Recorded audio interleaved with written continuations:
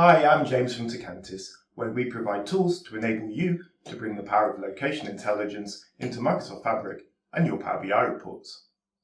In this video, we're going to have a look at how we can put images on our map. At the moment, I've got a map showing 5 circles. We're going to have a look at how, instead of drawing circles, we can instead draw images. So let's have a quick look first at what our data looks like. At the moment, I've got an ID, a longitude, latitude, and a circle size field allocated to IconMap Pro. This determines where our circles appear and how big they are. And if I show you the data quickly, you can see we've got 5 rows, one relating to each of those circles with the longitude and latitude for their location and that circle size field. Also in our data, we have another field called image URL. And in here, we have the URLs of 5 different images. 4 of those URLs are hosted on external websites on the internet. This one here, however, is a 64-bit encoded version of a PNG image, and this actually entirely lives inside of our Power BI dataset as a data URL. So if you want to create images to put on your reports that don't require external hosting of images, then check our documentation and it will show you how to do this. But for now, let's just focus on converting our circles to images. So the first thing we need to do is head over to IconMap Pro settings, expand out data layers, and you'll see that currently we have the circle layer turned on. So I'm going to turn that off and I'm going to turn on images and expand the configuration, and you'll see that we have 3 different options for being able to source our images. So first of all, let's explore URL from data. Now at the moment you'll see that we've got this warning message up saying currently the images layers is enabled, but the fields are not populated. So if I hit the show data configuration summary, it will explain what's going on. So at the moment it's saying that it's 5 rows that look like they're configured for circles because that circle size field is still being populated on the map. But it's saying that we haven't got the circles layer turned on. Well, we know that, we've just turned it off.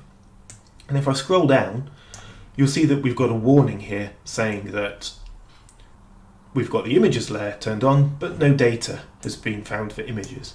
That's because IconMap Pro examines each row of data as it's passed into the visual and works out what type of object it's trying to draw based on which fields are populated.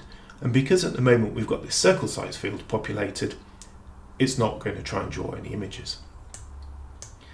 So let's head over to the data configuration.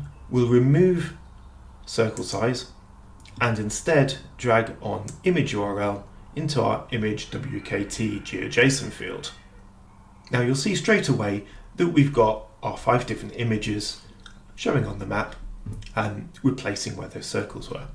If I go back to the settings, to images configuration, you'll see that we've got additional settings in here to be able to control the rotation of the image, so we can rotate it around a compass bearing, and we can set the width and height separately of those images.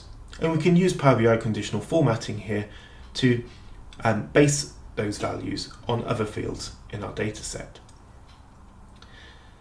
We also have other ways to configure our image. So one option is to use the custom URL. So in this case, we can take a URL, paste it into the image URL box, and then it will use that URL to display our images. And again, we can use the conditional formatting option there to determine that field based on other rows in our data. Then the third option is icon library. So you can use the icon library to pick from a library of thousands of images without having to rely on hosting those images yourself.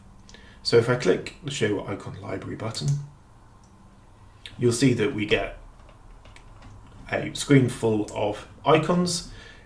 It's just showing an initial set, and we can use the search option here. So if we wanted a picture of a plane, for example, I can type in plane, click on the icon we want, hit OK, and it will populate the appropriate value in the icon name box there, and our plane icon will appear on the map. And then we can go and change its colour if we want blue planes, for example, and let's make them a little bit bigger. So there we go. Those are the 3 ways that we can draw icons on the map. For more information and the full configuration options, you can find detailed instructions on our website, iconmappro.com. And if you still need help, please don't hesitate to reach out to us at support@cantis.com.